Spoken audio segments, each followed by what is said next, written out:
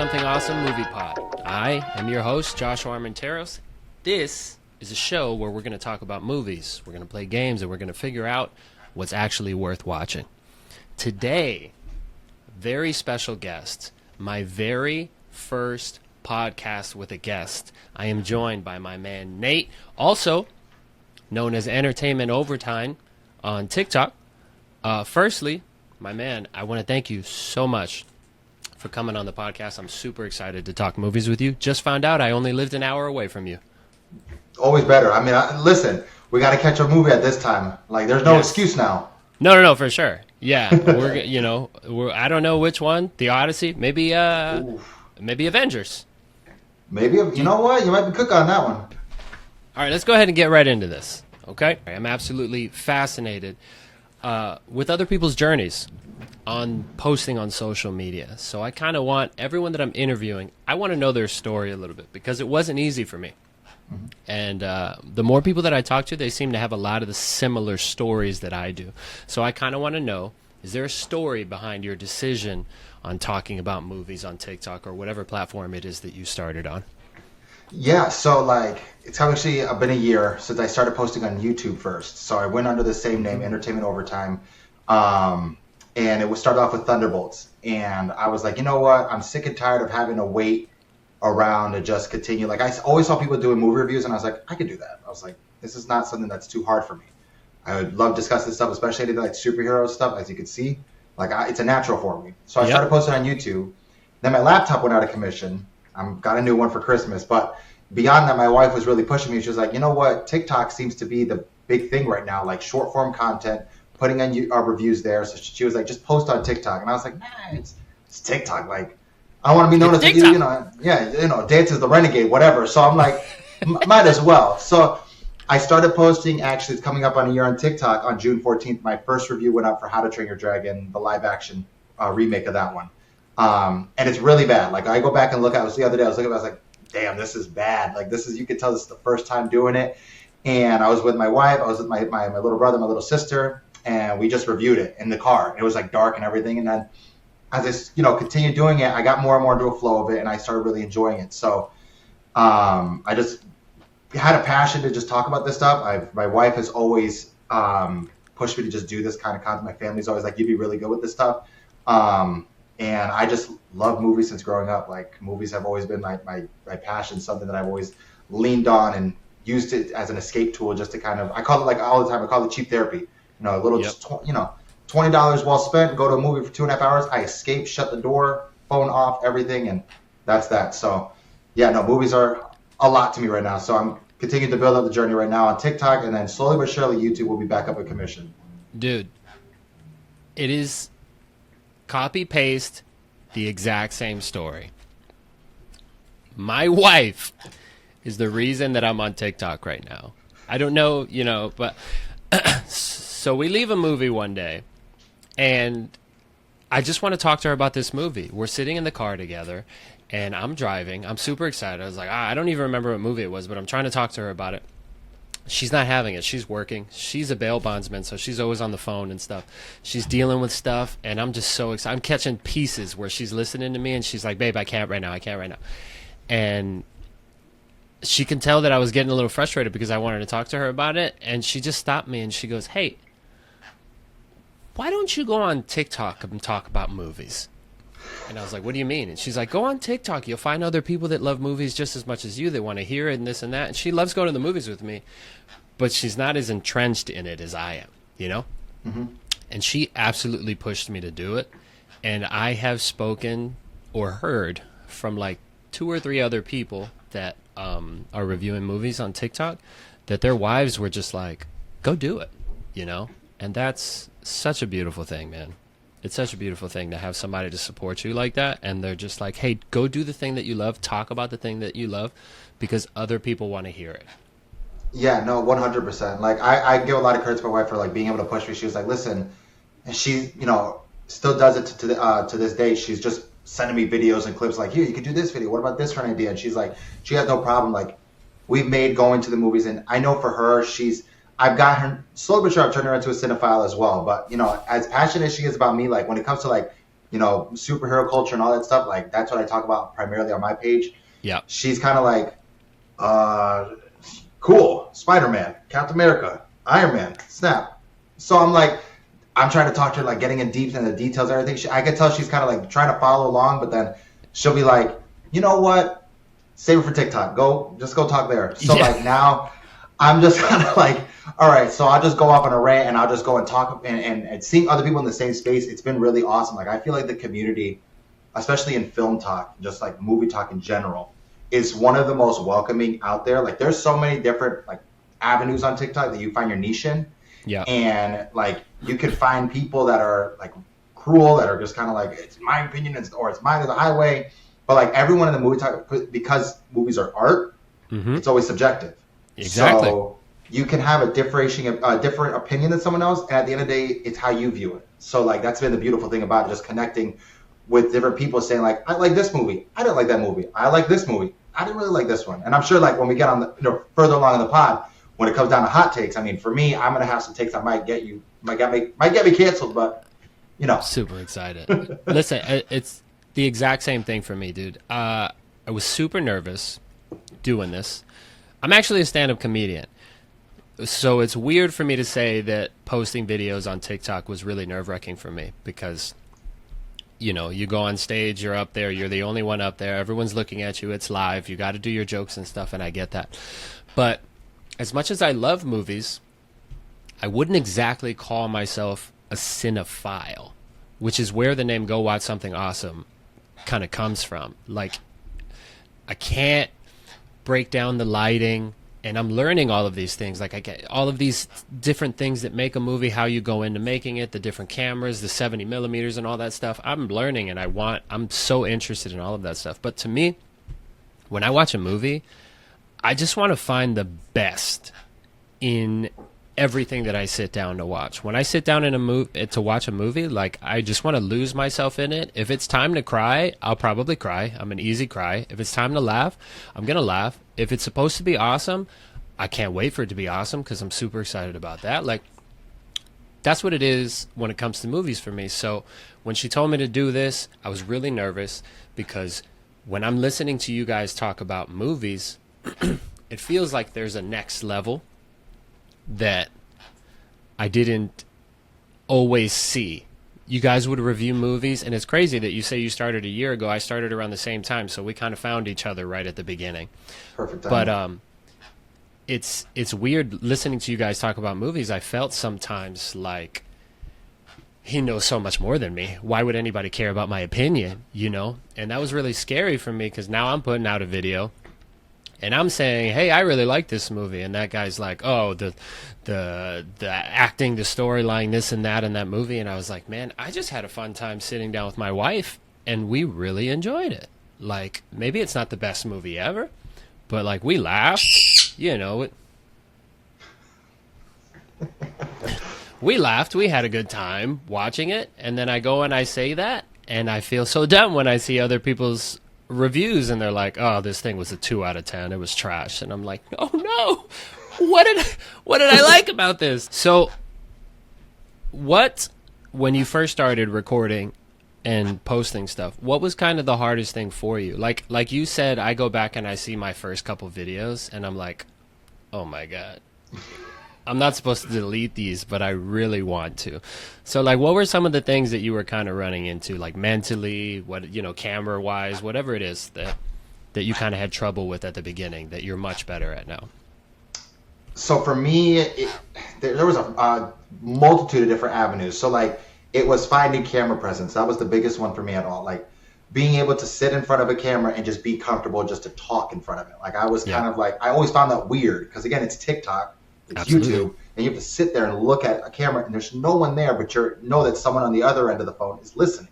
Yep. So, like, for me, it was like, all right, I know that right now it may seem weird. Do whatever you need to do and just talk. And so that was number one. And then for me as well, it was then finding the way to communicate in shorter form because I could ramble on and on and on. I could just talk and talk and talk. Yep. And that's why, like, for me, as early on in my reviews, you would see I would be like, 3, 4, 5 minutes just talking and rambling, and I would just be saying the same thing over and over again. And I'm just kind of like, TikTok is, again, no one's going to sit there and want to listen, maybe sometimes, but if they really care. But at the end of the day, someone's going to look at it. You have like 5 seconds, then they're going to go. And they're going. Exactly. Exactly. So like for me, it was being able to condense my word count in at minimum 3 minutes. And then over time, it got better for me. Like I was just more trying to get better with the camera presence, getting more with talking. And then on top of that as well, going on with camera is like being comfortable with being uncomfortable, which is cliche to say, but at the end of the day, like when you're out in public and you're like giving a movie review, like now I'm trying to do more out and trying to talk just in general to a camera in front of my movie theater, doing an out of theater reaction to it. And I have to be fine with the fact that there's going to be people walking by and they're going to be looking at you, be like, and I've seen people all the time. That's so nerve-wracking. Exactly. That's so nerve-wracking. So like I see people going like, oh look, and I'm like, yeah. Right. So I'm like, all right, yes, I'm recording a video, and I'm like trying to be like, oh, no, I'm like trying to go as quick as possible. But at the end of the day, I'm like, just whatever. I told myself at 2026, I was like, no, forget it. Who cares who's listening? Who cares who's looking? It's between me and if you find it, hey, swipe up, give me a follow. But for me, it was just condensing my word count, not rambling, and just being okay with talking to a camera, just talking and doing whatever my thoughts were about a movie review, and just being fine with. Some people are gonna have different opinions than you. Some people are gonna have the same, and just be fine with it. Yeah, to me, it was you guys. To me, it was being accepted by you guys. Mark at the movies, he doesn't post videos. He posts pictures, and you gotta like flip through them, and you see his letterbox reviews and stuff. Man, from the very first video that I posted, he has like sent me videos. He sent me messages. He comments on everything that I post.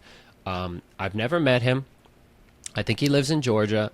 But like from day one, he's been there, and he's been like, "Oh, you're so awesome," this and that. He writes, he shares my stuff, he favorites it, he reposts it, and like the more people like him in this world that I've met that are just like, "Oh, I like your stuff. I'd love to work with you," or something like that. It's just like giving me everything. In the comments, it'll bother me if someone's just mean. Like, why are you mean? It makes no sense. Dude, I'm just giving you my opinion. You don't have to tell me I suck. Maybe my opinion can suck, But like for you guys, for Entertainment Overtime and Cinejosh, Kyle Likes Movies, guys, the Wandering Director, these are all guys that I've had conversation with. Hopefully I have them on the podcast soon, and they've all been so nice to me. Once you guys were like, oh, we're all doing the same thing, we all have a respect for you and what you do, and we really like it. It's just like, okay, post. Like, I just have no reason to stop. So that was it for me. I'm on stage, so talking and doing like the entertaining stuff, I can do that. But I lock my door. My family is not allowed in here. I put on the lights. I set up the camera. If they walk in, I stop. Get out of here. I'm recording right now. They leave, and then I do it, and then I'll immediately run out there and show them my edited video, but they cannot watch me record. So you going to the movie theater is like a big step for me. It's definitely a step. It's hard. It definitely is. Like, and I'm trying to get my wife more involved with it too, because I want her to be. Seen that. Yeah, like I want her to be part of it. Like I don't want her to just be like an outsource, like who's behind the camera. Like I want her to be included in everything, so that we know like this is it's a tag team on this one. Like I don't want it to just be just me on the page as well. Like I would love to turn the name itself into something where anyone can come around and just be part of it. Because at the end of the day, like film, like I mentioned before, like film is art at the end of the day, and like we should all be going to the movies, enjoying movies, and like you said, like we may have differing opinions, like. We've had our conversations on TikTok in the past about certain movies that you have liked and I haven't. But at the end of the day, it's a movie, and I watched a movie, and like that's what brings me enjoyment. Like I just got to sit down and watch a movie, and funny enough, like I don't consider myself even like that cinephile. It's more of just kind of like similar to you. Like there's movies that I enjoy a lot more that are not like the cinephiles, the ones that are like the A24s, the, Right. black and white, these, again, I'm getting more into it, looking at film from a different perspective of, Exactly. a writing dynamic, a cinematography, lighting, or just like my buddies is a big film person too. And he was talking about like the aspect ratio, like you said, 70 millimeter and 60 by Mm-hmm. 9, 4 by 3 and all that stuff. Like for me, I'm learning that stuff, but at the end of the day, I'm similar to you. I just want to watch a movie. And at the end of the day, I'm going to Exactly. tell you whether or not I like it or not. And if I don't Yep. like it, I don't like it. And if you like it, you like it. So that's just me. There's a couple of people on TikTok that I follow for their knowledge on certain genres, styles of movies. You are the Marvel, DC, comic, fan lore guy. Listen, you can tell here, you can see here. I got Yes. like comic boxes all over here. Like, if you already can't tell, I love this stuff. Yes. So, what is your origin story? What was the start, the moment? I love the X-Men cartoon, and when I was a kid, I watched the X-Men cartoon. That was my stuff, and I was Wolverine for Halloween 3 years straight. Same costume. My mom loved it. She didn't have to buy me a new costume, and that was it for me. When I saw the X-Men cartoon, I was like, "This is it. I want to be a superhero for the rest of my life." So, what was your origin story? So my origin story was Spider-Man. Funny enough, the one right I here, see it. Spider-Man. Yeah. Spider-Man Yeah. 1 right here. I was 3 years old when that first movie came out, and I'm 27 now. So when I went into that theater, I was young. It's like a canon event, canon member, whatever you want to call it. Going to that movie with my dad, with my mom, and my family, and me just being freaked out from Willem Dafoe's Green Goblin. I was Mm. petrified of it because Yeah. freaky, he amazing actor. I love Willem Dafoe. Shout out to him. He's the GOAT because he was incredible as the Green Goblin.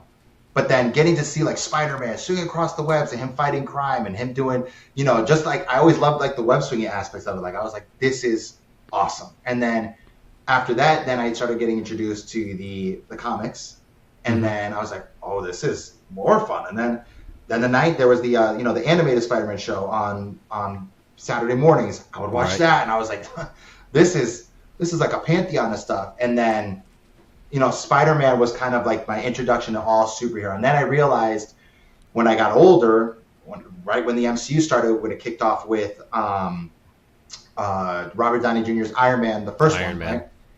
That's when I was like, wait a minute, there's more of these guys? There's not just one? Didn't know about the X-Men yet. I was still young. I was 8 years old when that movie came out, and I was like, holy crap, there's a dude in iron armor flying around just shooting laser beams. This is awesome. Yep. And then again, the MCU kept coming out with more and more and more, and I was just starting to like get inundated with all these heroes that I had never heard of and started reading more and getting more knowledge about. And then as well with like the X-Men movies as well. And then I was like, my goodness, there's just so much out here with this stuff. And ever since then, I've loved it. Hooked. I've enriched myself in it. I would always go to my bookstore, whether it be Barnes and Noble or whatever, like a local mom and pop, whatever. And my mom, I was a big book reader when I was little, but I would buy as I got more and more into comics, it was always buy a book. Once you read one, I'll buy you the next book, and you can buy a comic. So I would buy a comic at the same time after reading my book, and I would have a source of all this stuff at all times. That's super cool. That was funny you say that. My next question was going to ask what superhero movie theater experience it was that stuck with you the most, and obviously the one that was your origin story was for you, which funny enough is also mine. When Spider-Man came out, I remember leaving that theater bouncing off the walls. I was everyone in my family. They were like, I'm tying them up with imaginary webs, and they're pretending to walk through them and stuff. It was just like, that's the movie theater experience. When I saw Spider-Man, that's it. For me, it was like, and the coolest thing about Spider-Man to me was I felt like anybody could be Spider-Man. Exactly. That was Batman, he's a billionaire. Superman, he's an alien. Again, like you said, I didn't know about any of the other Avengers at the time. I mean, I may have seen them on Powerpuff Girls in like a weird variation or something like that. But like Spider-Man was a kid. He was a teenager in school, got bit by a spider. I could have done that. Yeah, And exactly. So that was the coolest thing for me. But so Marvel, it was Marvel for you that started it off. It was. Has that fluctuated? Was there any change? Do you lean kind of towards DC, or have you always been more Marvel? I've always been the Marvel guy. I've always like I've watched like after getting into Spider-Man as I got older and realized there's more superhero movies than just Spider-Man because I would just watch these movies on repeat. I learned about Batman, so I didn't watch actually the Nolan Batmans first. I started with the Keatons, so I started with Batman, and then I went Batman Forever, and I went Val Kilmer's. Yeah, I went with the OGs first, and then from there, then I watched the animated series as well, Batman, phenomenal, and then. From there, I never watched anything Superman, but I knew of him because who wouldn't know about Superman? I knew that was my dad's favorite superhero. I never liked Superman. That wasn't a character. Like you said, I'm not a big Superman person. I can probably tell you that later on in another segment, but I'm not a Superman person. I was always big on Batman, and then of course, like Batman's been like always something that media has always pushed out. But then I started watching like the Flash TV show, and then there was the Green Lantern movie that came out, even though it was terrible. Bad, but I then started looking. I thought the Green Lantern character was sick. The character is awesome. Exactly, like just being able to do whatever you want with a ring, and you can create like a machine gun. I'm like, say less. That's sick. I bought a ring, and I started getting into. I was like making stuff up, and I was like, nah, this is sick. So, but I've always leaned Marvel. That was always something I leaned on. I was like, I don't care what anyone has to tell me. Marvel's Marvel to me, and it will always be king. Okay, so in your opinion, as the Marvel guy, then, what is it that Marvel does better than DC as far as the movies go? You know, not in the history or the TV show or anything like that, but as far as, you know, the MCU versus the DCU, what is it in your opinion that stands out from Marvel over DC? Like DC, I've always felt, and it's been something that's tagged always. It's that like it's gods amongst men, like it's these higher than life, these bigger than life heroes that are trying to live amongst the regular people.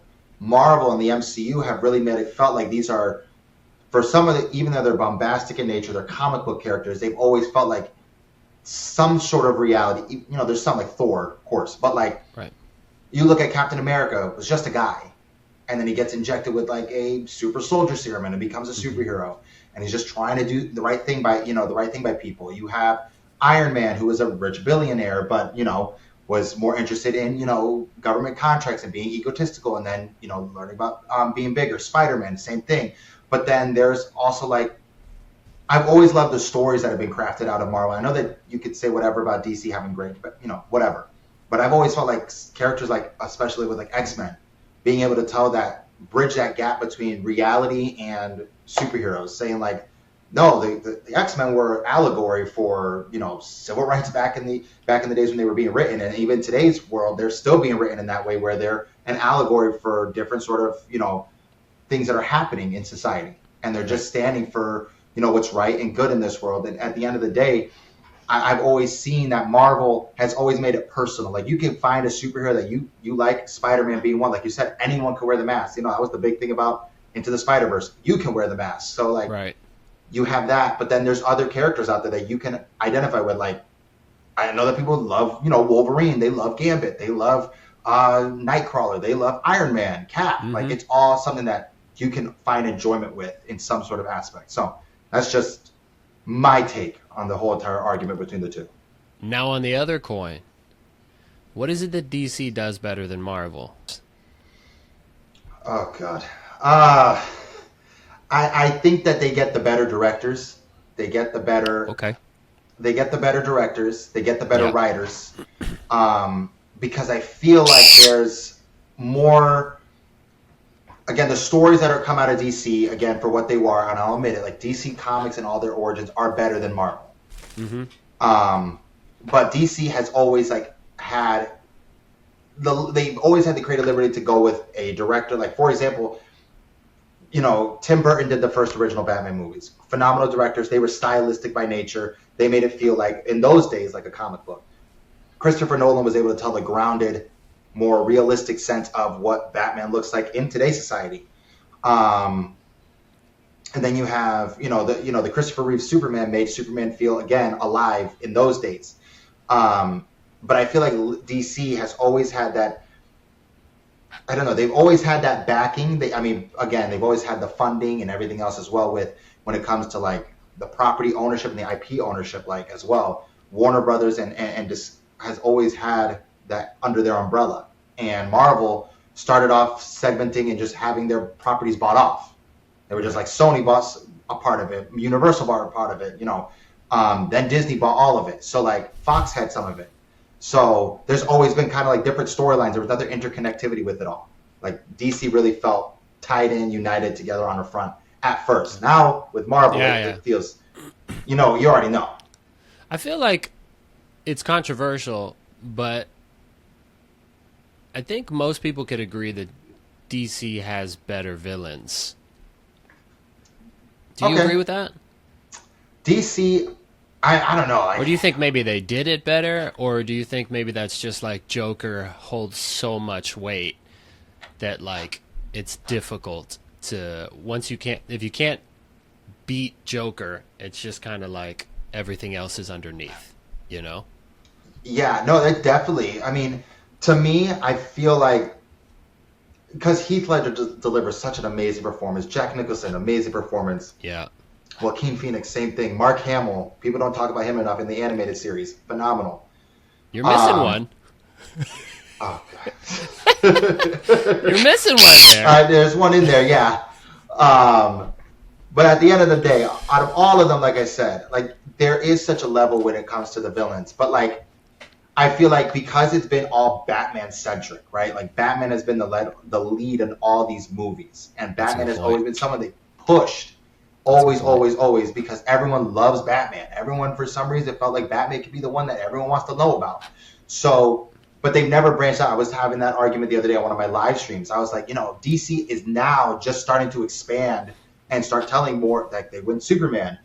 But then, like, I would love to see a Flash movie, not the one that came out a couple years ago, but I would love to see a Flash movie where we got, you know, the Reverse Flash in there, you know, where Green Lantern, we got the Sinestro, you know, Sinestro as the main villain, or you know, I mean, Aquaman had the Jason was okay, but I mean, Black Manta was handled okay, you know, but just the villains itself in Marvel, there's such a pantheon. But like you said, the problem with Marvel, though, and I've always had an issue with, is they kill off these villains like it's no other.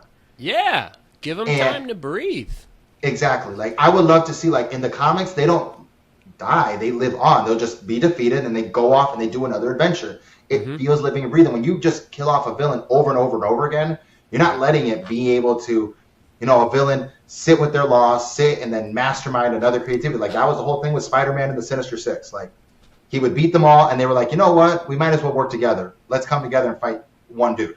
I feel like Marvel and DC can kind of learn from each other in that aspect. Like the amount of time that the MCU took to build this world, and then DC saw it and was just like, oh, we can do that in 2 years, and then threw a bunch of stuff at the wall, and it was just like, dude, you rushed it. If we got to fall in love with this character. We got 3 Iron Mans.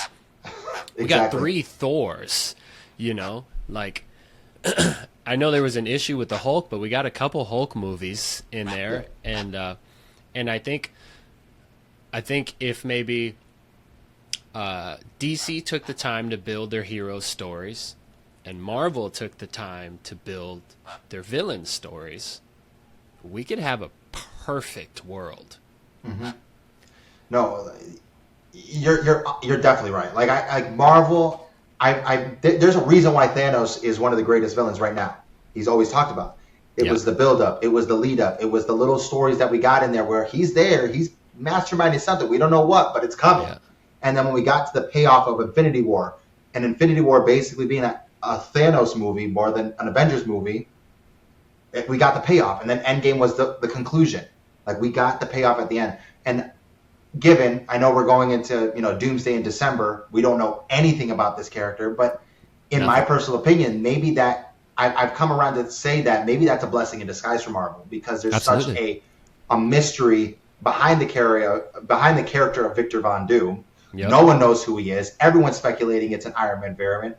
Everyone's speculating, no, it's Victor Von Doom. Everyone trying to pull their own theories of where this. That's maybe where Marvel's like, you know what? Let's let them cook the theories up. Let them get excited for it.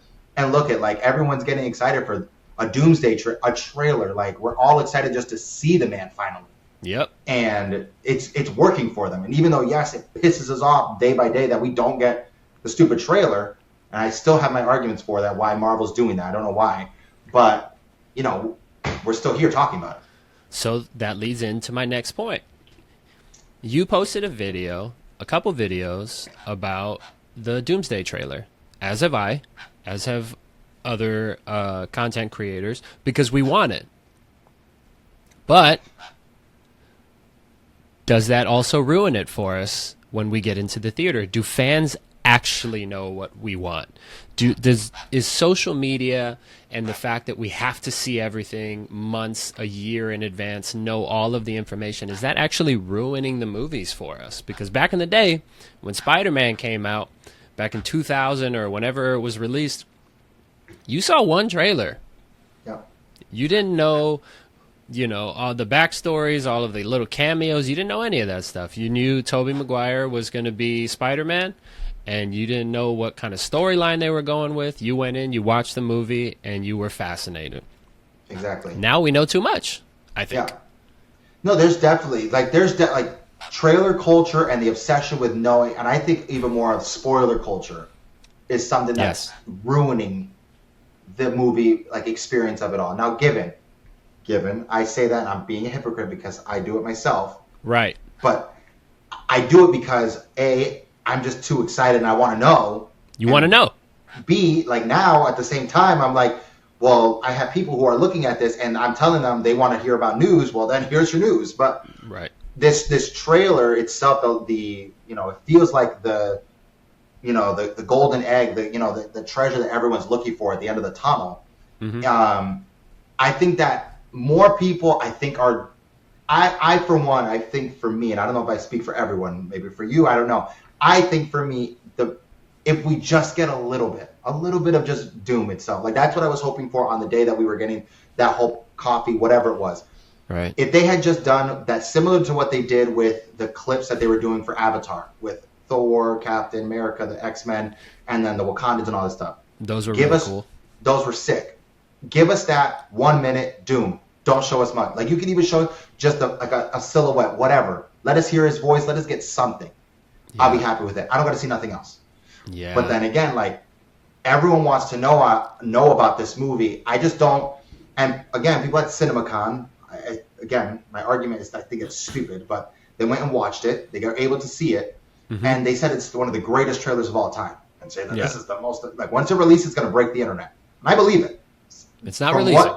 It's not releasing, and I don't know if it ever is. That might be just one there. They might not even show it. They might just take it, and then you're going to get 45 seconds of it, and that's it. Mm. And I think people are just more excited about, at this point right now when it comes to Avengers and Marvel itself, people just want to see and know that we're going to jump back into that world again. Similar to what we got with Spider-Man Brand New Day.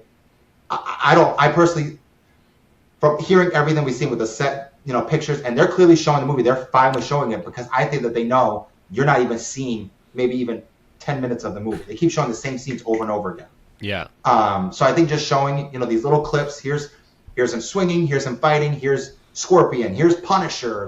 Right. This is what you got for you. This is what you got coming in this movie. Now get ready for it. And I'm fine with it. I don't need another trailer, to be honest. Let me ask you, do you think that it's impossible in the world that we live in now, but do you think that if they just said, hey, we're making Avengers Doomsday, go see it in December, they don't give you anything, a year later the movie comes out, do you think that's going to affect how much money they make? I think, honestly, no. That's what I'm saying. I don't think so, because Marvel's such a household name. I think that Disney knows all they got. My God, just put the logo. Just exactly. Avengers Doomsday. I forgot the day that it's released, December, whatever. And I think the same amount of people will be lined up to watch that movie. I mean, you had, and I'll be the first to admit it, you had me sitting down watching 8 hours of Cheers. I didn't watch that.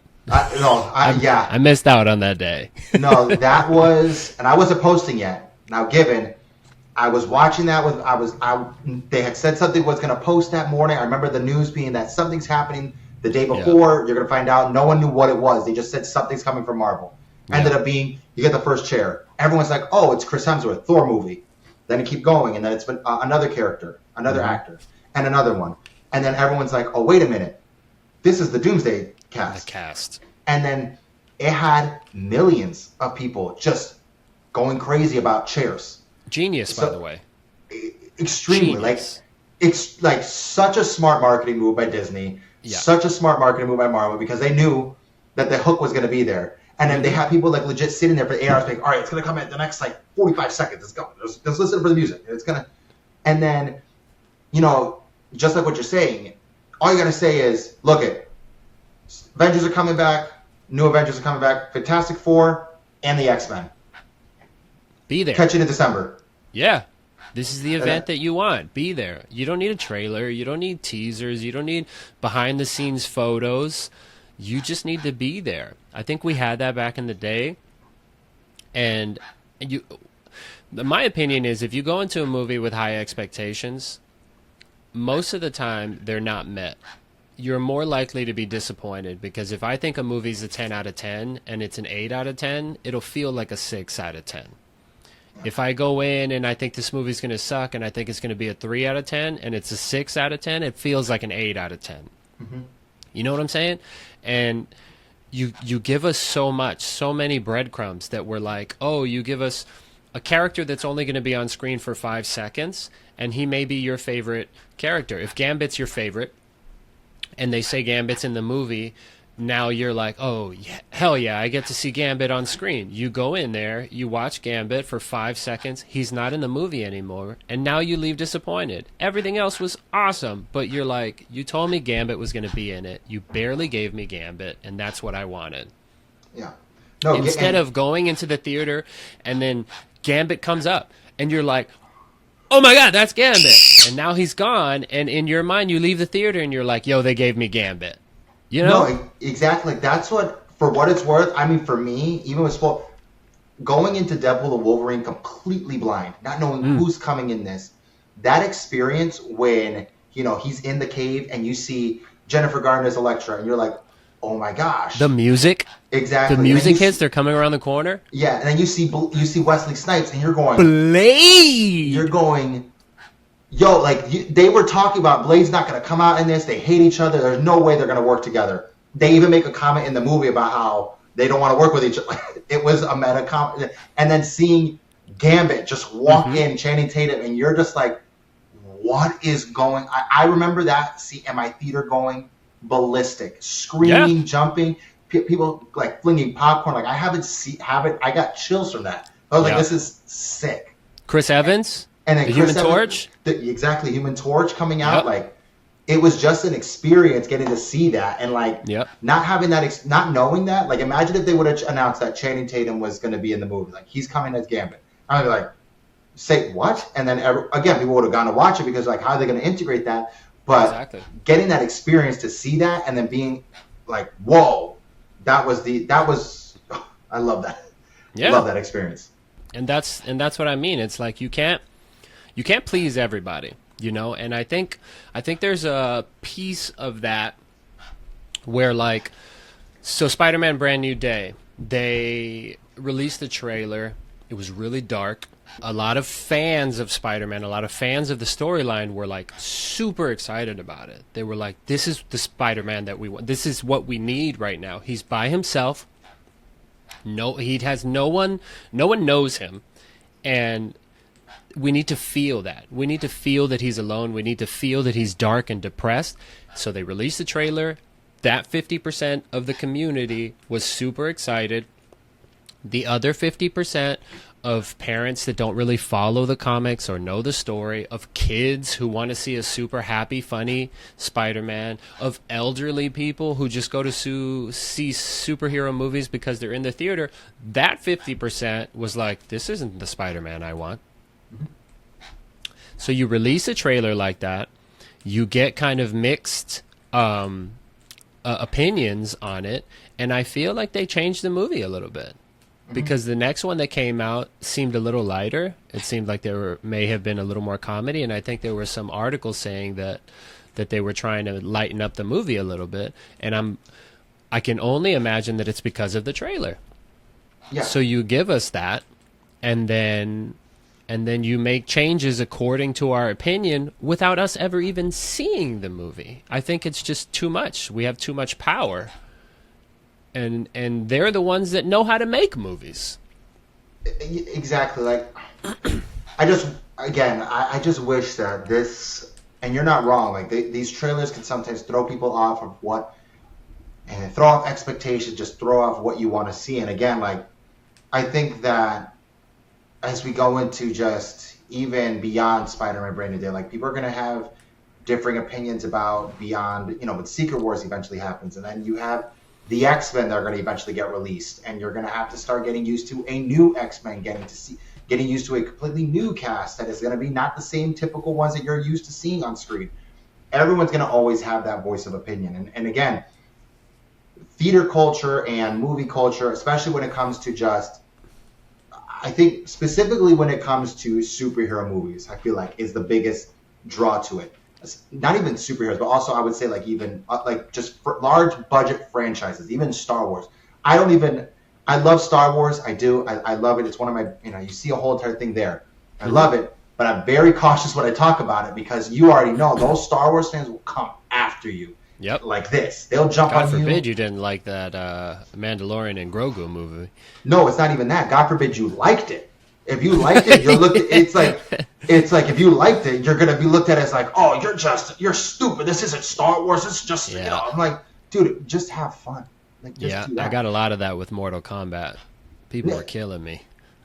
No, like it boggles my mind. I don't think more. Listen, by all means, Mortal Kombat, not the greatest thing in the world, but is it a damn fun time? Hell yeah! I mean, right. To me, it's. What do you go to Mortal Kombat for? You think I'm going to go in there looking for the next best storyline? That am I looking fatality? I'm looking for someone's heart to get ripped out, someone's head to get chopped off. Like, I'm not going in there looking for the next great A24 film. If that's the case, go watch Casablanca or go watch, the Interstellar or whatever. You'll get your fix there. But if you want to just at the end of the day, people have started to forget it's a movie. You're supposed to have fun. And it's a movie. Just have fun with it. And if you like it and you come out walking out, it was a good time. That was you got what you wanted. I made a post ranking the Mortal Kombat characters purely based on how they were utilized in the movie.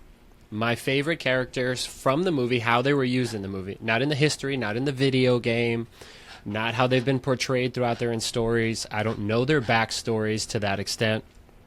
I saw the movie and said, this was my favorite person, this was my least favorite person in the movie based on how they utilized them. I was killed in the comments. The video is actually blowing up. It's like 315,000 views. It's my biggest piece of content up to date. And 50% of the people are just going in there and they're just telling me, I don't know Mortal Kombat. I don't know ball. I'm an idiot. My opinion is so stupid. And I keep just going in there reiterating over and over again. This is purely based on how they were utilized in the movie. This has nothing to do with their video game, their backstory, the story mode, how much power they have, how strong they are. Nothing. Purely based on how they were utilized in the movie. Exactly. And they didn't care. It's ridiculous. Like, honestly, like, don't even, like, you can't touch a specific fan, and that's to say, like, God forbid you mess with something, God forbid you do something different that's not a typical thing. Like, for example, I'll just say, like, Spider Noir, new on Prime Video, watched it, loved it, thought it was amazing, thought it was great. But my biggest issue with it is that it's not Peter Parker. It should be Peter Parker. And like they do Ben Reilly instead of Peter Parker. Okay. Do you think I'm going to go and flame someone that's saying, oh, this was such an amazing show, he was Ben like this? I'm like, but it's not Peter Parker. It's supposed to be. And I'm like, no, we got a Spider-Man show at the end of the day. Like, I'm not going to go in there flaming something because it's not what I wanted. Like, it's especially, like, I did a video yesterday regarding, the God of War game that's coming out and them focusing on the girl. Faye. And Yes. everyone's talking about how Disney, not Disney, Sony went woke, PlayStation, Santa Monica, they're going with a female lead. I'm like, dude, it's a different character. She at least interacts with Kratos. Clearly, he's gonna be in the game in some capacity. God But forbid they tell a different story. for what it's worth, it's a different story. Don't play the game then. Don't buy it. Yeah. Simple. You don't got to buy it. Mm-hmm. You don't got to like it. I know me, I'm going to like it. And watch. They're going to go and say that. But sneakily, they're going to have that game downloaded digital day one on their PlayStation Play. Oh, for sure. Oh, for sure. I got to put this in a different direction, but back into our, I guess, segue back to the beginning of our conversation with Marvel. I'm putting you right now in charge of Marvel. Okay. What's the first move you're making? In terms of anything I want. Anything you want. You want to bring back a storyline. You want to bring a character back. You want to make somebody the main, create a villain that hasn't been touched yet. Make a villain better. Give them a different storyline. Just take the MCU and make it better. Okay, I got you. So, first thing I'm going to do right there is, again, given that, we're going to set it on the plane that everything's mine. I don't got to go through rights or anything. Nothing. Everyone's on the same plane. First thing sir. I'm doing, I'm bringing in the Annihilation Saga. That's the one thing. Cosmic. I'm going space. I'm going space opera, and I'm doing Annihilus. I don't know if you know who that villain is. I don't. But he's basically like this cosmic, not God per se, but like basically he does this whole thing where he takes over the planet, starts taking over the universe.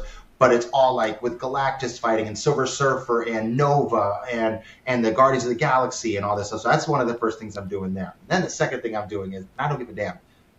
I'm bringing in Blade. I'm bringing in Punisher. Which one? Which Blade? Oh, man, it's going to have to be Wesley Snipes. I mean, Okay. It's Wesley Snipes. He already said it in the movie. He said in the movie. Now, I love Mahershala Ali. He's an amazing actor. I think he would have been great, too. I think I hope and pray that we get that movie eventually. I hope. But I'm taking all these, whatever characters, get him into a movie. And also too, give me Ghost Rider. I need Ghost Rider. Ghost Rider. I need him in the MCU. I need him there. I need him having a presence. Who do you want playing him? I've always said three. I've leaned, a lot of people saying Ryan Gosling, which I'm fine with. That's mine. Ryan Gosling, yeah. But then I said Keanu Reeves. I think it would be fun. And then the other one that I've been really big on, which I don't know if it'll ever happen, is Norman Reedus, Daryl from The Walking Dead. Yes. I think that him as Johnny Blaze would be sick because he already he has the look of it. But, yeah. But I've come around big on Ryan Gosling. So at the end of the day, I'm fine with that. I think Ryan Gosling would be an amazing Ghost Rider. I don't care. Just give me a Skull and Flames. I just need that finally. No ifs and buts about it. And then again, X-Men. I'm getting in X-Men. I'm getting in Magneto. I'm not making Magneto a villain. I'm not doing that. Yes. I'm doing him as a not anti-hero, but more of like someone you can identify with. Like they did in the most recent cartoon. I forgot the year that it's X-Men 97. Yeah, 97. Yes. Treat him as what he is in the comics. And then I'm bringing in, Mr. Sinister, you're bringing in Apocalypse, and you're making them your big bads. But I'm telling you, like, the biggest one I would go on is Cosmic, going with Annihilation Saga, and I'm going with, Ghost Rider, Blade. I need my boy Moon Knight back in this thing. Yes, Moon Knight. I love that character. I saw the show, knew nothing about him, started looking into him, and I was like, this is a fire-ass character. I bought a comic on him, reading the whole entire thing. I was like, the comics are some of like, I don't even know if I have it somewhere, but they are some of the most artistically styled. Like, they're super cool to look at because, again, you're like jumpy personalities and stuff. So, just don't get me started. I would do so much stuff with that stuff. I'm not sure if you brought up Moon Knight. I'm not sure if Marvel is aware of the cult following that Moon Knight has gotten after that show came out. Because like you, I knew nothing about Moon Knight. Me and my wife sat down, we started the show, we fell in love with him, I did a bunch of research, and now I'm like, give me a Moon Knight movie. And I think there's a lot of other people like that. And I feel like Marvel was like, we'll give them a TV show. We'll, feed the fans what they want a little bit. And then we'll leave it at that. But like everyone's like, where's Moon Knight? Why have you not brought him back out? Where's the season 2? Where's the movie? Give me him. Like, and that's where they went wrong. I feel like Marvel had their problem, and I feel like they're finding it now with Daredevil, because Daredevil is such an easy character to write, because I stand on it to this day that Daredevil is one of the best written characters in comic book history, I think. You can write a good, you take Moon Knight and the show itself, and it doesn't feel like a show. It feels like you're just watching a long form movie cut up into different segments. Because by the end of it, it follows the same old Marvel trope that they always do, where in those times they had to have like this big climactic battle, and there had to be this big fight between two. And that's what you got. You had like Khonshu and I'm forgetting the other Egyptian god's name. They were fighting in front of the pyramids while giving. It was a cool fight. Some CGI thing, but the overall fight of it was like, no, like, give us something that is more grounded, that you don't need to do all that. Like Moon Knight has some crazy villains. Like some really deep, dark villains that you can do. There's some cuts in there that you can do with some psychological stuff from any sort of aspect, and just tell us that and do another show with him. Just right. I need Moon Knight. And Oscar Isaac is phenomenal. Yes, I love Oscar. I have a question. This is something that I throw around whenever I'm talking about Marvel and DC movies, and you give me your opinion on it. This is my take. Would it be out of the question or a bad idea? I think it'd be a great idea. But if you made a villain movie to build the villain before you ever met the superheroes, you take Thanos, you take Joker, you take, and they're great and they did fantastic with them, but I can't think of another villain off the top of my head right now. But any villain, you give them a movie. Doctor Doom, for example, with Robert Downey Jr. You put them in a movie, build their entire story, show how they became what they became, and then give us the heroes, and then have them clash. Yeah, no, I've always said that would be. I've been on that same camp. Like you and I are thinking on the same brainwaves. Start with the villain. Like you can do there's villains that are perfectly written for you to use as the lead. Like for example, you said Doctor Doom. Doctor Doom, he's in everything. He's and his lore, like all his history behind him, like with his mother, his trauma that he had, the nation of Latveria, his whole entire upbringing. Like there's so much comic book history about that character. You could easily fill a whole entire 2-hour movie about just him. You have Magneto. Now, given I've always stood on that Magneto's not a villain, but you could do a whole entire movie. And I've said even with Marvel, if they were smart, I would say yo, do your X-Men movie. Don't even give us the X-Men right now. Like you can even theoretically do first movie Storm, another movie Cyclops, another movie this, and then eventually lead them in to be the X-Men coming together. They are not sub-characters. In a lot of people's minds, every one of those X-Men can have their own movie, and the people would flock just as much for Storm as they would for Gambit, as they would for Nightcrawler. Oh, Nightcrawler. Oh, my God. They can ever do that. Oh, my God. You want to talk about cult followings for Moon Knight. Yo, you mentioned Nightcrawler to anybody? Oh, my God. People go ballistic. I love Nightcrawler. I would die for a Nightcrawler movie. That'd be the coolest thing ever. The one power, I tell everybody, if anyone ever says, what's the power you would have? I don't want to fly. I don't want super speed. I want to teleport. I want to be Nightcrawler. It's my thing. Yeah. I scared you. I'm so sorry, puppy. I'm so sorry. Forgive me. There you go, Tango. I want to hear your hot takes. Oof. I want your hot takes. I need some content that'll get people hating you in the comments. Listen, I'm ready for it. So come and flame me. I'll stand on it all day. I don't care. All right. I'll stand on it. All right. I'll do this, and I'm gonna piss off. I might start off hot here. I will take, and I don't know. Maybe you could disagree with me. This is with me. I say that Spider-Man 2 is a better movie than The Dark Knight. I think that Spider-Man 2 is a much better film and superhero and comic book movie and everything than The Dark Knight. Holy shit! Yeah. Yeah, I've stood on business. I've done that same post on my social media, and I got people coming after me in the comments saying like, "You're an idiot. I don't know how you could say this. This is ridiculous. You don't know anything." I'm like, listen, I'll stand 10 tones down on this one. I think that Spider-Man 2 cohesive. I have a buddy of mine that swears by the Dark Knight. I tell him I don't care. Give me Spider-Man 2 all day. I just think that cohesively as a movie and as a just what we see from beginning to end, the character arc that we get with Peter from that movie, and I get it. It's like, oh, it's the sad. It's like, no, it's not that. It's not just that. It's a personal story. He's dealing with the trauma of having to live with the fact that he has powers and he can't do anything about it. And there's going to be times he's going to lose and he can't do nothing about it.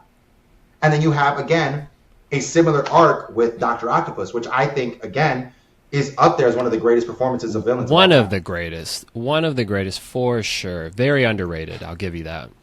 Like, I'm not saying up there with Joker, not. But if you really think about it, and I mean, for me, I'll say it. I'm not, and this isn't a hot take. I'm not gonna, because I really would say it. I was You're like, gonna double down. I would put it again and say that Joker's not that. No, Joker's great, but I feel like because The Dark Knight is remembered so much because of how hard Heath Ledger carried that movie on the backs of him with his performance as the Joker. Yeah. And I'm forgetting the actor's name too right now, but he also played a really good Harvey Dent as well. But it was also 30 Seconds and Gone. Two-Face, again, for me, is one of my favorite villains in The Dark Knight. I would have loved to see more of Two-Face. I think I like Joker, again, but for me, I find more interest in other Batman villains like Mr. Freeze, like Scarecrow. I would love to see Scarecrow finally. Yes. I think Poison Ivy's sick. I think that Harvey Dent is another one. That's why I brought up the villains earlier. And yes, you're right. It's basically Batman. Yeah. But like their villains are top tier. Yeah. Yeah, Batman villains are like Batman arguably has him and Spider-Man have the two best rogues gallery. They both have amazing rogue gallery. But yeah, I'll stand 10 toes down. I know people are gonna. I don't know if people are gonna hate your podcast. Like, don't bring this guy back on. But I'm like, whatever. Don't blame the podcast. No, I'm not blaming you. I'm gonna tell you. I'm telling your audience. Your audience might hate me after that. They're gonna tell you, don't bring entertainment overtime. They're gonna be like, you know what? Just he can stay off to the side. No. So here's what I think as far as that one. You're not comparing one of the greatest movies of all time to a good movie. Mm-hmm. Spider-Man 2 is up there. It's not like, most people have The Dark Knight 1. Mm-hmm. Most people have The Dark Knight 1. It's not like you have Spider-Man 2 at 25. Mm-hmm. Okay? It probably in most people's top 10. You have a lot of Avengers movies in there, so maybe it's out of the top 10 for some people. It's not the craziest thing ever to say that you enjoyed Spider-Man 2 more than The Dark Knight, especially because they're two different feelings. I think Marvel and DC's always been darker, and even though this is a darker storyline in a sense for Spider-Man, I don't think it's out of the question to say that one of the best superhero movies is better than one of the best superhero movies. That's all opinion. I do think it's a hot take because I don't think anything's better than The Dark Knight. But you are also right in that when I think of The Dark Knight, the first 10 scenes that come to mind is all Joker. Yeah, and I again, credit. I'm talking purely on enjoyment. Again, people go always. I talked to my friend when I told him that he's like, oh, but there's film in this and the lighting here, the cinema. I'm like, I'm talking out of pure enjoyment. Talking about when you look at a movie and you just when I walk out of it, like for what it's worth as well. Like when I'm not factoring this in because I don't really care. Like when I have my kids, eventually they're gonna watch The Dark Knight. I don't give a damn what age they are. But like I know for me when I was growing up, like. They were like, you need to be careful with this movie. The people are like going, the performance of Heath Ledger is a little too much. It can be a little too graphic and violent, whatever. I don't really care. I'm going to show my kids that. But I can see that there's a more mature level of understanding when you look at a character like the Joker in The Dark Knight. So, again, I feel like as a wide thing, again, Spider-Man 2, again, is my comfort movie. I always go back to that movie. No matter what, I'll watch that movie 100 times out of the year. I don't give a damn. I will never get tired of it. So... how I got these scars. Heath Ledger's just. Yeah. All right, let's hit the next one. Let's hear your next hot take. Okay. I'll go a little bit more recent on this one. Okay. I think that's damn. You were gonna say like you just brought on a DC hater, and I'm like, oh, whatever. But I'm gonna do this one. I said that Superman last year was not a good movie. It's not a great movie. I think it's a okay movie. I think it's like a 6 out of 10 at best. I say that Man of Steel is a better movie to me than Superman. I say that Fantastic Four: First Steps was a better movie last year than Superman. I know you're going to immediately come after me, but I stand on that one because when I went into the theater, I was like, I came out of it and I was like, and I have a video, and I was smiling, and I was like, yeah, that was it. And I was like, that felt like it. Then I went to watch it again, and I was like, it feels like it was good. And then I watched it again, and then I was like, there's problems with this movie. It's fun, but it's not the best Superman movie, in my personal opinion. For reasons of, I don't think James Gunn should be handling a mainstream character like Superman. I think it should have been handled by a different director, in my personal opinion. Only because, again, when I always go back to, and I had this argument with someone on one of my live streams, I always go and say that when you walk out of that movie, and I for what it's worth, I know a lot of people said it, that people are more commenting on the performance of, and I'm forgetting the actor's name right now, but the actor who played Mr. Terrific. And yes, everyone walked out of the movie saying like Mr. Terrific was one of the highlights. He possibly even stole the show. Like he was one of the highlights of that whole entire movie, going and saying that he was, people remember his performance more than they were talking about him. And when every single scene he was in, he was stealing the scene and having, I was like, he was third for me. Fair. Like I think a lot of people said they were, on that part, but I thought that he stole the show for me. I was like, he's awesome. I thought he was fun. I didn't know anything about that character. I thought he was good. But I just don't think James Gunn should be handling Superman. Not saying he should handle the DCU, just saying he shouldn't handle a big character like Superman. Now give it. I had a good time with it. I'm not saying it's the worst thing in the world, but I still prefer Henry Cavill over David Cornsweet. Okay. This isn't going to be the people in the comments. This is going to be me pushing back, because Superman was my favorite movie of the year last year. Wow. To me, Superman was my only 10 out of 10. Wow, okay. Sinners, to me, was the best movie, which I get can be a little confusing to me, but man, I watched Sinners. It blew my mind. I gave Sinners, I think it was like a 9.7 or something like that, only because I would have changed the ending. I'm sure you saw it. Yeah. I'm not spoiling it for you. No. I don't think he should have died. Yeah. When he was out there and it was him versus all the racist guys, yeah. and I feel like he should have came out of that one. Yeah. Like, if anything, for the culture at that point, like, they shouldn't have been able to take him out. Yeah. They went there to do the job, and they did the job, is kind of how it felt to me. Okay, but we're talking about Superman. Superman, to me, was a 10 out of 10, and I'll tell you why. Superman, like, you and I never liked, I wasn't a Superman guy. Mm-hmm. My entire life, I wasn't crazy about Superman. But Superman, to me, has always been about the people. Nothing is more important than the people that he's trying to protect. And Henry Cavill's Superman, although he saved a bunch of people, there was a lot of destruction, and a lot of it was caused by him. I think people have brought it up, but like he's in a sense murdered millions of people. Destroying buildings, throwing cars, the destruction, and like it always felt like Superman should be the guy that's knocking down a building and then catches the 50 people falling out of the building, not just destroying a building because you're Superman. I love the lightheartedness that James Gunn brought to it, so I guess, I'm obviously disagreeing with you on that aspect, because Superman is light. Batman is dark. Mm-hmm. Henry Cavill's Superman felt dark to me.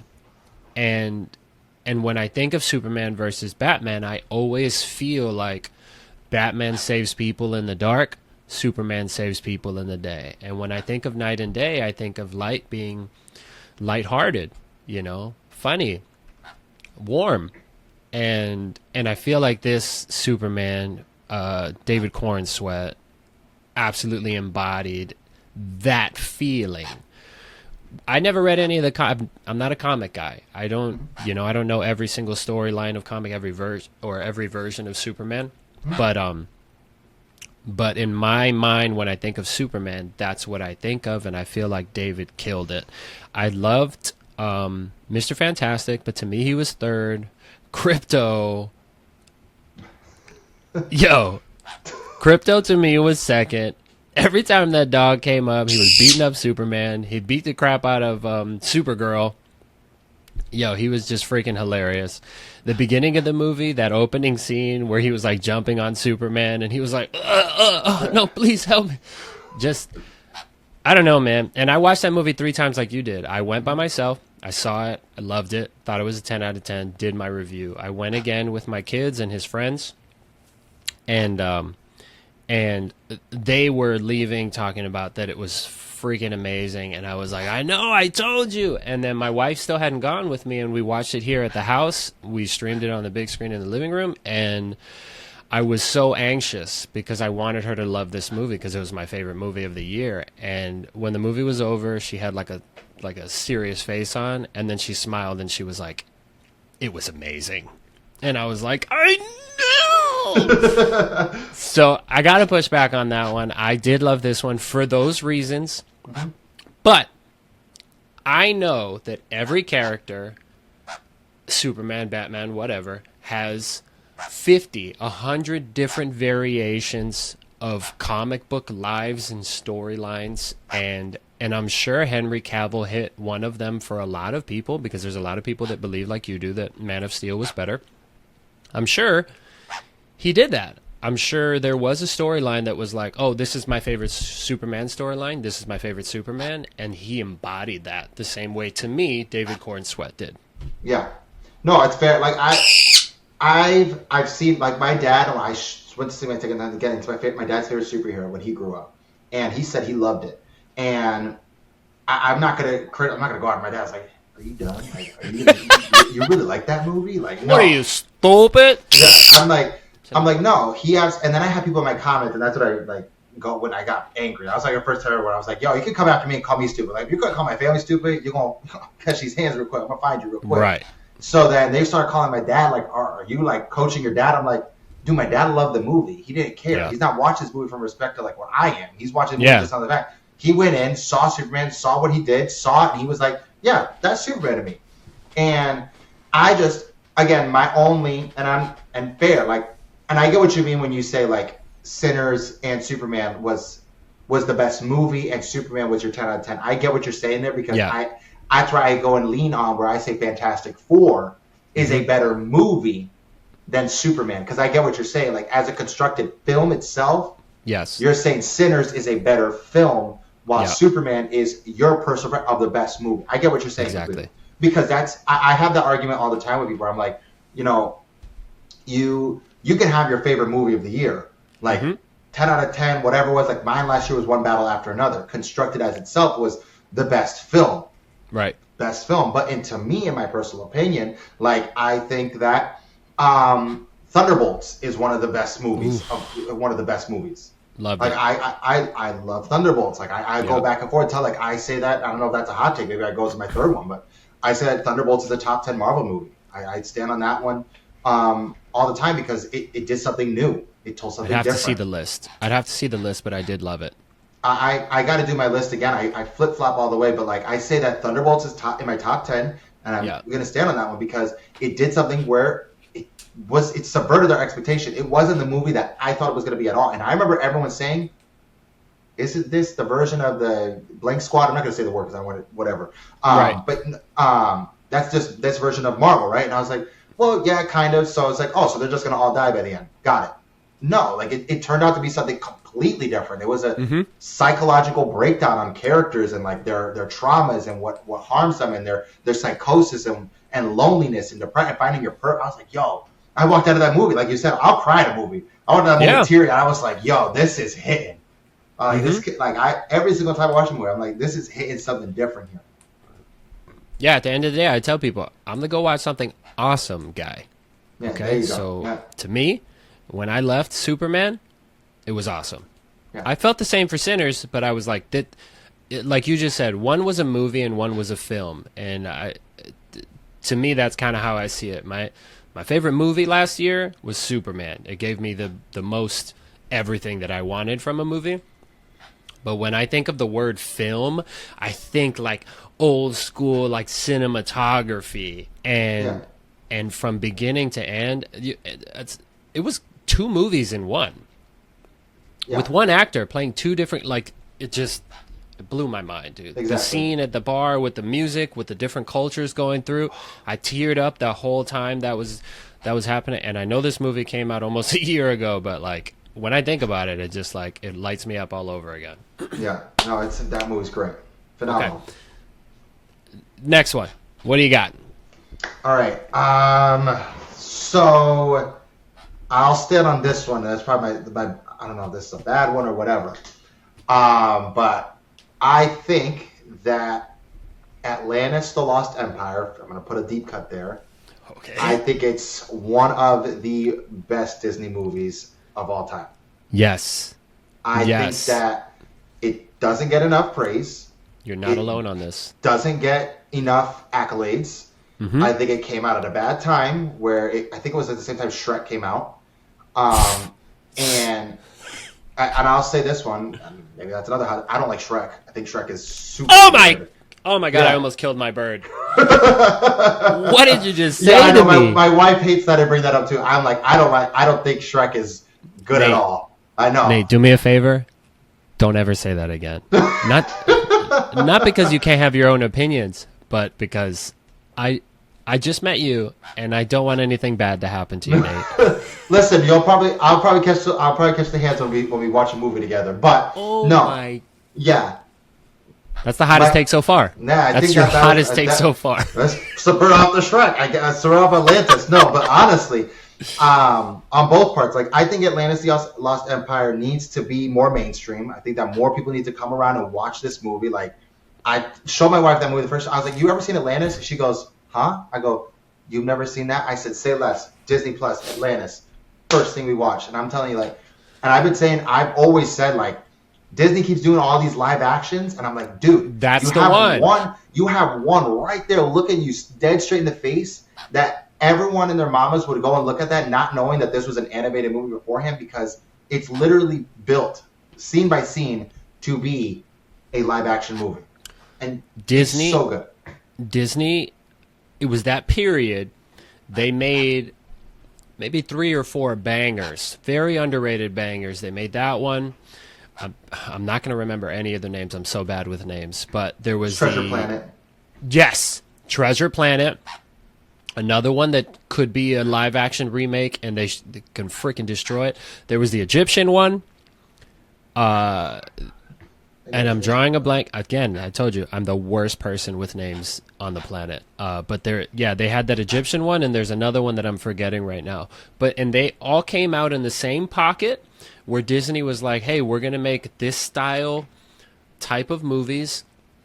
Everyone's going to love them. And I don't think that they got enough kids behind them was the issue. When you think of that Atlantis movie, there aren't 6, 7. Oh, my God, I can't believe I just said that. Kill me right now. Kill me right now. There aren't 7 or 8-year-olds that would see that Atlantis movie and go, oh my God, Mommy, Atlantis is my favorite movie, you know? So I feel like that's why it kind of fell through. It fell through the cracks, and unfortunately, sometimes they get buried. That's not a hot take to me. So if it is a hot take, we're both on the same boat on that one. There we go. Shrek? You son of a... Yeah.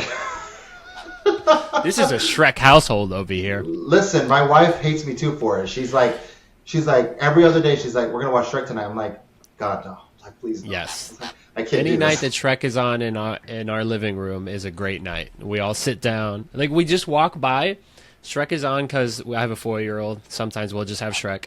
And then you walk by, and then you just sit for a second. You're like, I'm just going to sit for a second. And then my daughter sits for a second, and then my oldest son sits for a second. My wife's like, oh, if everybody's watching the movie, and now we all finish Shrek together. Like, Exactly. No, that's awesome. And I'm not discrediting. I just think that maybe for me, I just thought it was maybe just not my. It wasn't my level of. I don't know. It was a. I really don't know. Maybe it's because I just went into Shrek too late. Like I went into later parts of DreamWorks. Like I went into. it's possible. I went into later parts. So I went into what was my first DreamWorks? Madagascar, I think, was my first. I like to move it. Yeah, don't get me started. Keep going. And I'm like, Madagascar, like Shark Tales. Like for what it's worth, Shark Tales is hilarious. That movie's. My wife and I, we were watching that movie the other day. It got some That's good the scenes one with that. Will Smith. Will Smith and Jack Black. My wife loves that movie. I am not as high as she is. I don't dislike it by any means. I just miss the wave. Yeah. No, Which and then, sounds like what your issue is with Shrek. Yeah, I caught Shrek super late. Like I was probably like in like 3rd or 4th grade, and by that point when Shrek came out, I geared for a younger audience. So if I was younger and I watched it right when it came out, I probably would have been higher. In 4th grade, you were too cool for Shrek. I was just too cool. Yeah, I was just like, you know what? Nah, I'm good. I'm watching Madagascar. We're gonna play a game. We're gonna play Keep 5, Cut 5. I'm sure you're familiar. Okay. I'm going to give you 10 movies, one at a time, and you have to decide after hearing it whether you want to keep it or you want to cut it. Okay. And once you fill one of the categories, obviously, whatever's left, you have to keep the rest or cut the rest. Okay. All right. I just figured if you had a piece of paper, it'd be a little easier for you to... Yeah, definitely. We are going to start off with Iron Man. Okay. You keeping it or cutting it? I don't know what's... You don't know. Damn it. Oh, God. You know what? I'm going to cut it. I'm going to cut Iron Man. Oh, God. I might have cut... Oh, Cutting Iron Man. I'm cutting Iron Man. Okay. All right. Next, we got Aquaman. Oh, I'm cutting that. Cutting. All right, don't say it. Don't say it like that. I'm sorry. If I'm going to cut Iron Man, I got to cut Aquaman. I like Aquaman. Absolutely, you have to. I saw Aquaman in IMAX, so it was so beautiful that like I was taken away by that. So I kind of enjoyed the movie more than most. No, my dad loved Aquaman. He was a big Aquaman guy growing up too, and he loved it. Okay, we have 2 cuts already. Oh, jeez. We're gonna go with X-Men, the original in 2000. Ooh. You know, I'm gonna keep that one. Okay, I'm gonna keep we're X-Men. keeping X-Men. Yeah. Okay. Oh God, I'm nervous. That's all right, man. Hopefully, only a couple thousand people see this. Only yeah. Yeah. All right. We're gonna go with the Green Lantern.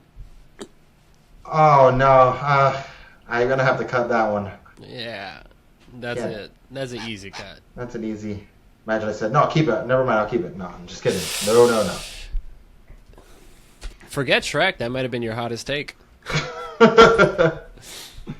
Okay, we're gonna go with Superman. The one from last year? Yes, sir. 5. Honestly, compared to the other ones, I'm gonna have to keep it. I'm gonna keep it. I'm keeping Superman. Keeping Superman. No, people are like, yo, look at him. How hypocritical. We're gonna go with Avengers Endgame. I'm gonna keep that one. Yeah. Even though it's not better than Infinity War. We're getting tight. Oof.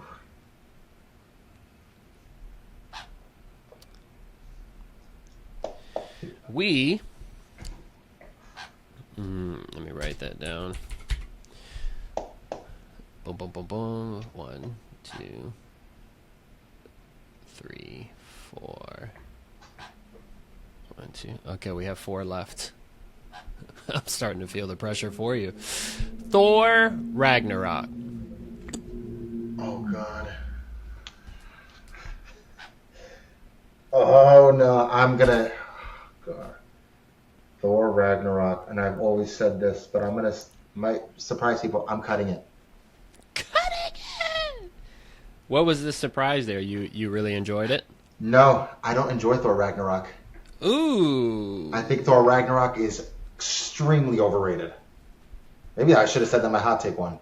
I've said that in my videos, all my Marvel videos. When everyone asks me my hot take, I'm like, I think Thor Ragnarok is so overrated. That's not so much. I think a lot of people are divided on that movie. I did enjoy it.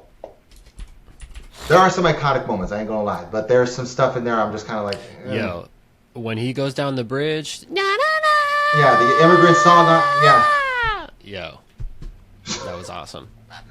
Okay. Madam Web. Gosh dang it. Oh my God. Yeah, I'm just kidding. I'm not doing that. All right, I'm cutting it. So that means these last 2 are my keeps. Oh, Jesus. Yes. Oh, God. You did so much better than you think you did. All right, here we go. I told myself that I wasn't going to flip-flop around. I wasn't going to do that to you. I wrote these movies in the order that I wanted to say them, and this is how I left them, which is funny because I made this list before you and I did the podcast or started talking. And the last 2 movies are The Dark Knight and Spider-Man 2. Oh, okay. I'm cooking. All right, I'm good. Oh, thank the Lord. Wow. Isn't that insane? That is insanity. You know what? I'm happy with it. Your original hot take was that Spider-Man was better than The Dark Knight. And I scroll down to my Keep 5, Cut 5 list. I read them, and then I'm 4 away, and I'm like, oh my God, it's going to end on Spider-Man and freaking Dark Knight. That's awesome. Let's go. Let's see. You cut Iron Man, which was a tough cut for you. It was. Aquaman, Green Lantern, Thor Ragnarok, Madam Web. Those are 4 really good cuts when you think about this list, right? You kept X-Men, Superman, Avengers Endgame, Spider-Man 2, and The Dark Knight. I think you did pretty solid, man. See, hopefully I don't... Which one would you trade? I'm fine with this, to be honest. I don't think I'm going to trade anything. Maybe Avengers Endgame and Iron Man, maybe. But I'm pretty fine with this one. I love Endgame. Yeah. Don't get me wrong. I love Endgame. Yeah. I know a lot of people like to flame and be like, Endgame sucks. The first hour stinks. I'm like, I love Endgame. May depend on my mood. I love Iron Man too. I love the first Iron Man movie. It started everything. It started it all. Yep. It feels very grounded. It feels like so different than everything after because the other Iron Man suits felt very like CGI. Even though yes, the Iron Man suit in that movie was basically CGI as well, but like it felt more like I don't know how to feel. Like it felt heavy. Like it actually felt like a suit of iron on him. Completely get it. Yeah. I completely get it. And because maybe they had ideas for everything that was coming after, but it really felt like this is a standalone of the MCU. Not just a standalone film of Iron Man, but like we're doing a film for one person. Yeah. And I think that they couldn't have started with anything better. Yeah. I guess that's a good question. If there's any standalone film, would you prefer it to have started with any other one? Black Panther, Thor's first movie, the Hulk. Oof. To start off the MCU, could you have thought of anyone else? In today's day and age, if I was doing it from now, I'd probably say I would have started with Captain America. I was going to say that's probably the only one. Yeah, because I feel like Captain America he's the original. Like that was one of the earliest characters out there. Right. Like, I think that he would have been a great start to it, but they had that book. There was a book that I read that was all about like the journey of creating the entire MCU itself, going all the way back to Blade and X-Men and all that stuff. And they literally talked about that moment when they had to make a decision, and they were given when they first started the movie with Paramount. They were given, I think, 3 movies. They were like, you have 3 movies. Select who you want it to be. Who do you want these movies to be about? And they were like, well, we could do this. So they said, we'll do one with Iron Man. We'll do one with Hulk. And I think after that was, I think Iron Man 2 came out before. I don't know how it came out, the order, but they said, we're going to trust these 3 movies to be the pilots, essentially, of everything. And if it pans out, then we'll continue making more. And it turned into this. So it worked out, clearly. It's a beautiful thing. All right, brother. This is the last segment. All right. This is a cool thing that I came up with. It is called the Something Awesome Movie Picks. Okay. This is where we're going to give a few different options of movies that we absolutely love that may not be in our top 5. They just kind of stand out. They stick with you. They're stuck in your memory forever for some reason, and you think that everyone should drop what they're doing, finish the podcast first, drop what you're doing, and then go watch it. All right?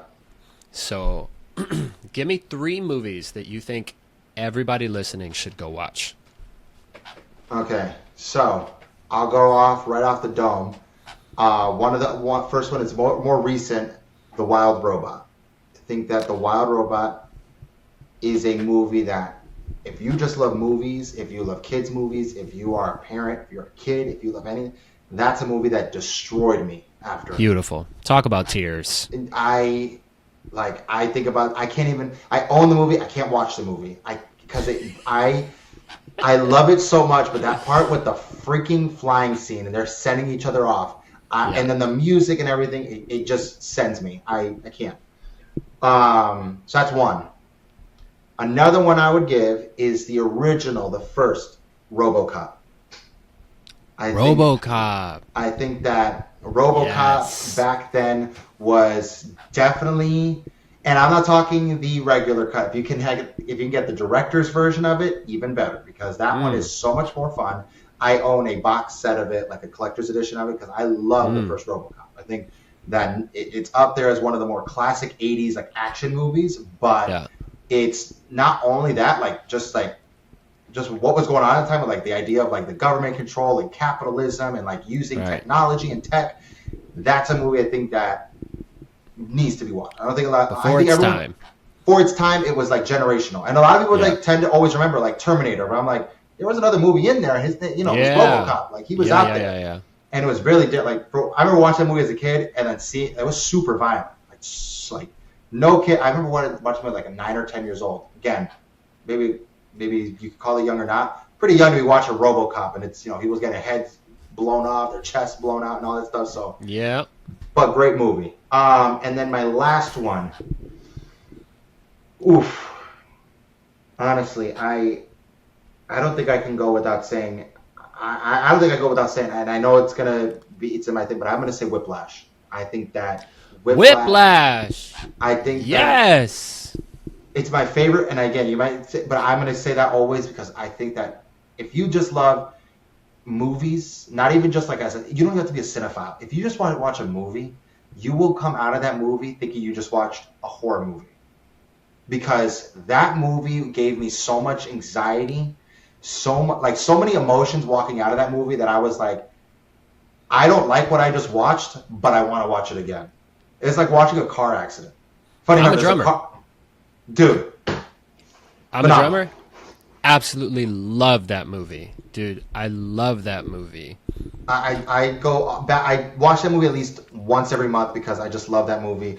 Honorable mentions, if I can throw them in there. Please. I was going to say Raiders of the Lost Ark and Jaws. Okay. Oh, well, I think that those, Jaws I love, but I think that Raiders, I almost, and maybe even to say The Last Crusade as well, Indiana Jones, the third one, those are phenomenal. I think that those are my 3 picks. The last one, you mean the one that recently came out? No, the one with Sean Connery, where his dad came out. I think that arguably, actually, you know what? I'm going to actually change that. I actually would prefer The Last Crusade over Raiders of the Lost Ark. I love Last Crusade. Gotcha. Those are three great picks.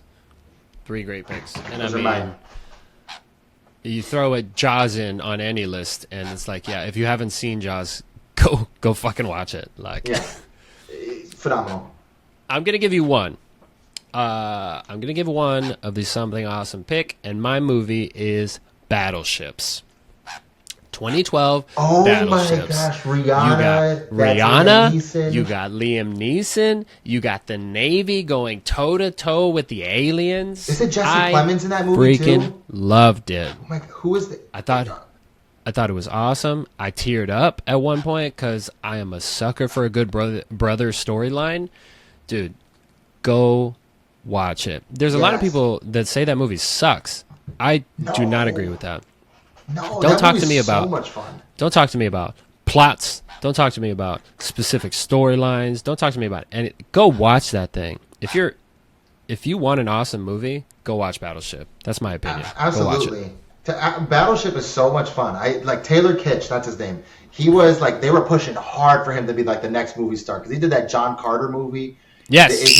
He was Gambit at one point with the X-Men Origins movies. Yep. He was supposed to be like the next big thing, but yes, Alexander Skarsgård, yeah, like that. This movie actually had a stacked cast, Yes, it did. and it's a lot of fun. Like I think Yeah. that's a great one, and I think they were like, I think they were supposed to do like some like Hasbro like universe with when they were going to do with those movies.